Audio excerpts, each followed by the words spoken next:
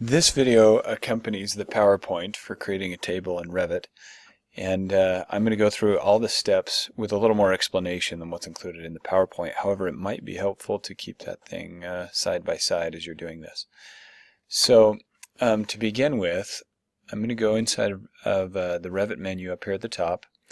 We're going to create not a new project, which is what we've done in the past, but for the first time now we want to create a new family. And you'll find the difference initially is that you have to pick a category for this new family. Okay, and I always choose something that relates to the object I'm building, but generic model seems to fit just about everything. It's even advantageous to take it a step further. In this case, we can use the generic model floor base. Since we know we're building a table and it always goes on the floor, this makes it a little bit easier to see how your new object is going to interact with the floor. So we'll open this environment.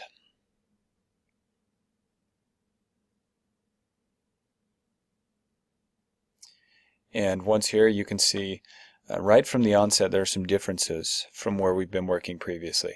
Instead of an architecture tab, I now have a create tab with a bunch of tools that we've never seen before. And the main difference here is that normally you would create walls and doors and roof assemblies and everything's very specific to an actual building. But here's where we create the different objects, pieces, components that all become part of a door or say a window or a column or whatever it is that you want to build. This is where we actually generate the forms that then become objects or families that you can insert into a regular project.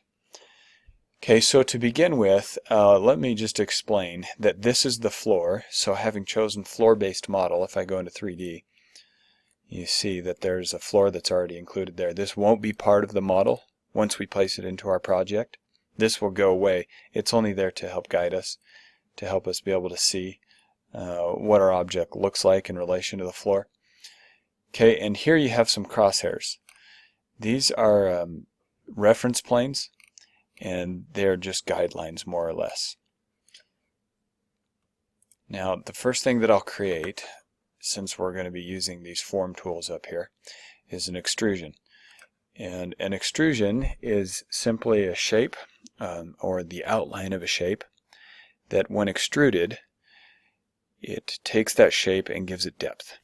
So you can extrude something to whatever distance or whatever amount you want to. And for our tabletop, we'll start by just drawing a simple rectangle, and we can give it dimensions. So I'm going to make it specifically 6 feet that direction, 3'2" this direction, and we want to move it so that it will be centered over the crosshairs. Now notice what I'm doing here is when I type in the move command, I'm selecting these lines and clicking on them right at the center snap, which happens to be indicated by that purple triangle. So that's how I'll know I'm right in the center of the line, and then I'll just move everything over to the reference line, and I know now that everything is perfectly centered.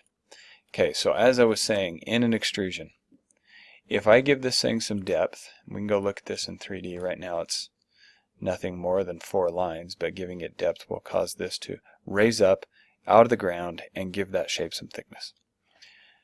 Now because it's a table, we don't really want the tabletop to be on the ground, so I'm going to come over here and grab my properties.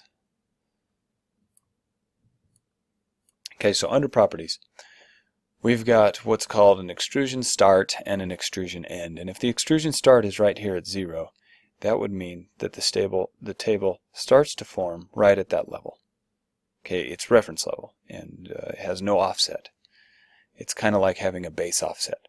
So if I want this to have any height above the floor, I would type it in here, and I'm going to go with 2 foot 5 inches. Okay, and then the extrusion end would be where we stop extruding. So here we start extruding at 2 foot 5 inches high. We stop extruding at 2 foot 6.5, and that will give me just 1.5 inches thickness for that table. I'll hit apply here. Accept the green check mark, and you'll see what I'm talking about. Okay, if we go look at this from the front, And if we add dimensions, which I can only do from the project browser, so I'm going to go to a front elevation. If nothing shows up, which was the case here, I have this empty set, I can just double click on the wheel of my mouse, and that does the same thing as the zoom, which one is it? Zoom to fit, I believe. So I can finally see the project. Now if I give this a dimension, you'll see there's the 2'5" that we entered, and the top, there's the 2 foot 6 inches. Okay, I can also select this and notice that under the menu bar I have depth, which is 1.5 inches, and that's clearly what I was aiming for. So if I don't want to go back in and adjust the extrusion start and end, I can always say 2 inches or 5 inches, but that will always raise it, as opposed to moving the bottom portion of this. It'll always take the top and just raise it up. Okay, and then of course in that 3D view I can always grab these grips and make changes here.